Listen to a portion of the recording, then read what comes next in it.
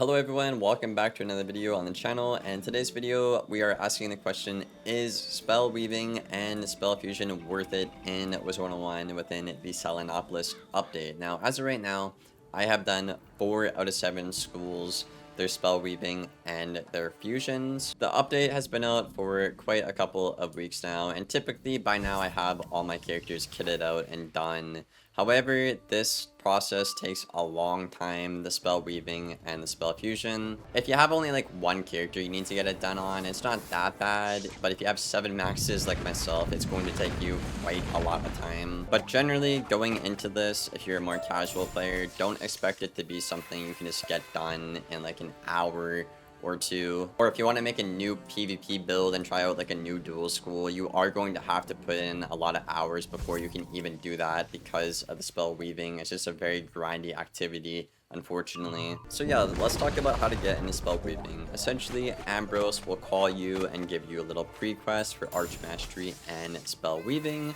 If you guys need help with this or want to make sure you're doing the right quest, you can go and check out my spell fusion guide video. I did the entire quest line there and reacted to it and explained everything there. But once you're done this quest line, you're essentially going to go to Selenopolis and do your Shambo tutorial, and you'll pick what tree you want to weave into. Now, I'm probably going to make a whole separate video here on the channel in terms of what's the best school to weave into depending on whatever school you are, all the combinations and whatnot. But generally here, I'll just give you, a brief heads up. If you do PvP right now, you're going to want to dual school into Storm or Fire, depending on what bases you already covered naturally on your school. So for example, I'm on my Fire right now, I want to go into Storm because I cover a lot of bases and I have a lot of synergy there. And for PvE players, I'd recommend going into Storm because it gives you a pretty good 45 dual blade, 55 dual blade if you sharpen it, which is pretty decent. Also, you have Myth Trap. It's like a dual school trap. It's like 40%. Also, kind of cool. So for PvE, I would either do Myth for the dual trap or Storm for the dual blade. And for PvP, I would say Storm or Fire, depending on what your base school already counters and what synergizes well with you. So moving on, once you've picked your school you want to weave into, you're going to be tasked with going out and kind of learning some more backstory, some lore with the synergy school you're going into, weaving into. And these pre-quests, the first half of them, will always give you weft yarn at the end of the battles, which are basically used to actually craft the dual school pierce tools later on. We'll talk about that in the video. There's 3 different quests for each school you weave into. You have your Novice, your Apprentice, and your Initiate quests. The first half is always going to be the kind of, backstory and the questing and the yarn. And the second half is always going to be the labors. Now, the first half generally is pretty good. I don't really have any beef with that personally. I think a lot of players do like it. It's interesting.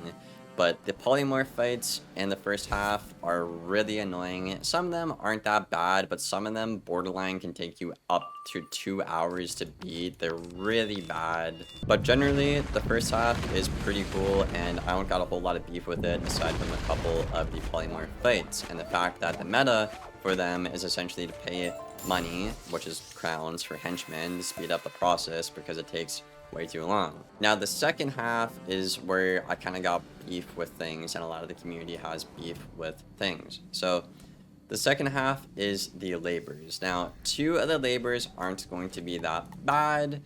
They usually consist of defeating a boss 7 times and minions 60 times, or sorry, 30 times. In Test Realm, this was actually doubled, so you'd have to defeat a boss 14 times and then minions 60 times. So I am thankful KI cut that in half. This will take you a little bit of time. It's a little annoying, but things could be worse, as we'll talk about here in a minute. These 2 aren't that bad. You should definitely do these. If you don't do these, I think you're kind of crazy. No offense. But the problem is you have to beat 3 out of 5 of the labors to complete the quest, right? So these 2 are pretty easy to do. But the other 3 are really annoying because you either have to find an adventure party, a noob to quest with, You either have to have your fishing completely maxed out on the character you're on, or you have to do some weird kind of quest or team up. So let's talk about these ones. Now, the weird quest usually has something to do with the polymorph fights, and as I said, polymorph fights are pretty annoying right now.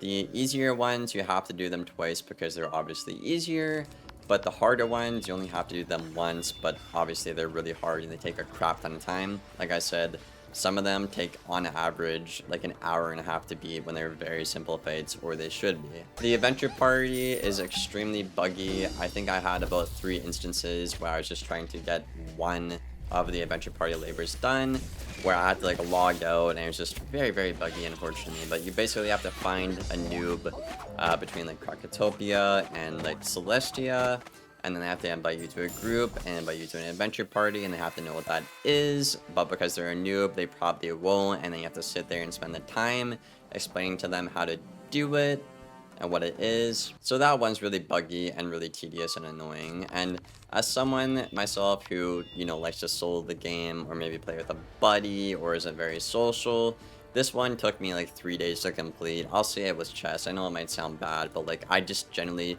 like to just stay in my own lane, play my Wiz, and that's kind of it. But with this quest line, you're kind of forced to have to go out and interact with people. And the last one that is common is going to be the team up one. Now, I don't know if this is a bug or what's up, but basically in like Krakatopia and Marlebone, which is where you'll have to go generally to team up, I just cannot find any team ups there. Now, the doomer side of me wants to be like, oh, well, the game is so dead, Liam.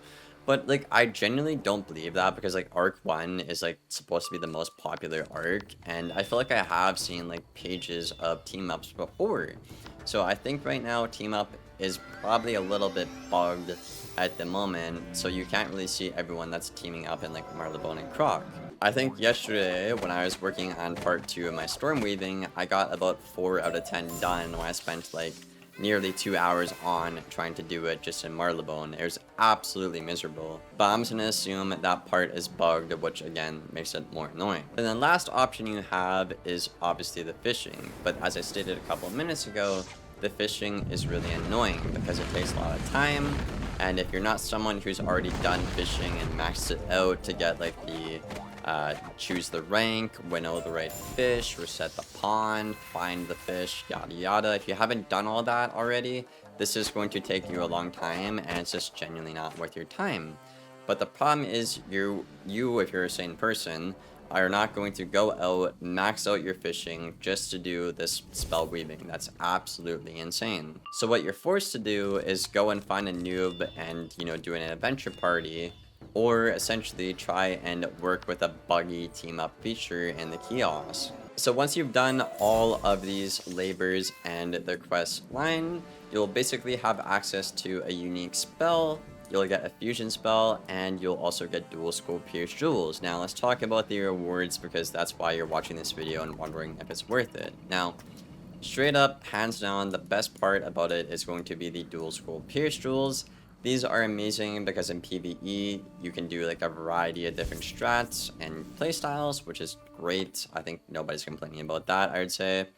And in raids and PvP, they are just mandatory because they are meta. You have to get them. The spell fusion and the spell you get generally are not going to be good. About like 99% of them are not good. There's about 3 good spell fusions, I want to say, out of like the 120 or over 100 spells they put into the game this update, which is very disappointing. I don't think anybody's really happy with that number, unfortunately. So for most people, more often than not, you're not going to be happy with the spell fusion, right? You might put it in your deck once in PvE, once or twice, try it, take it out because it's not optimal. Same thing with PvP, right? You might run it and, you know, make a cool video with it. It's, you know, kind of neat to look at, but it's not optimal. You're going to take it out later. So generally the spell fusion update is just generally a miss, and it's not really, it doesn't feel like it's worth your time, I guess is what I'm saying here. And the last part you have is like a unique spell you get for dual schooling, which usually is like the dual blade, the dual trap, or like a unique overtime spell or something, depending on what you weave into, right? The dual blades and dual traps, again, are pretty cool. That's probably the highlight of the update for the PvE players. But the PvE players watching this, I'm going to ask you this, right?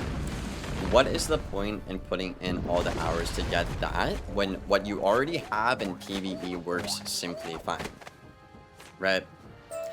And let's talk about that time, the amount of time it's going to take you to do this stuff, right? So the amount of time it's going to take you, let's be generous here. The first quest, let's say you're efficient, it's probably going to take you an hour, hour and a half. The second quest, probably the same thing, an hour, hour and a half. And the third quest, the polymorph fights are very, very tedious. So let's say that one probably clocking in at about like 2 hours, maybe 2 hours and a half. So let's say it's a net total of 5 hours to get from rank 1 to rank 3 if you are efficient or semi-efficient. You are essentially spending 5 hours for spell fusions that majority of them aren't good, right? For PvE, the dual blade, dual traps, again, not really worth it because what you already have works. So why would you put like, you know, 4 to 5 hours or sometimes more if you're not an efficient player, you don't have meta stats and stuff like that, sometimes more. So the spells aren't worth it, the spell fusions aren't worth it, and the Pierce Jewels, like I said, are the highlight of the update, and they are worth it because they're mandatory in PvP and in raids, unfortunately. I think dual scroll Pierce Jewels are a really cool idea. I think it changed the meta for the better, in my opinion. I think it's great. I just think the amount of time you have to sink into to get those is absolutely insane, and it's one thing. It's just absolutely insane and way too much to ask for. So essentially, to conclude the video here, is this worth it to do? I want to say, as a PvE player, absolutely not. Most people I know in the community that is a PvE player or a casual just does not see the point in doing it. They kind of already know, like, what the hell is the point. And I hope this video helps you and saves you a lot of time if you are a PvE player. It definitely will. It definitely will. Trust me, guys. But if you do PvP or you're wanting to get into PvP or raiding, you probably do want to get this done. It is part of the meta, it is mandatory. So essentially, for advanced content, it is worth it, and for PvE, it's just not worth the time investment right now until KingsIsle can either make better cards, make better fusions, or simply cut down the amount of time it takes to get from rank 1 to 3 for those Pierce Jewels or the cards and whatnot. So yeah, I hope this video helped you guys out a lot. I hope you learned something new. If you disagree with anything I said, or you have any hot takes, leave them down there in the comments below. I will gladly argue with you down there. Leave a like and sub if you made it this far. It helps the channel a lot, guys. I hope you enjoyed, and I will see you on the next one. Thank you for watching, and take care.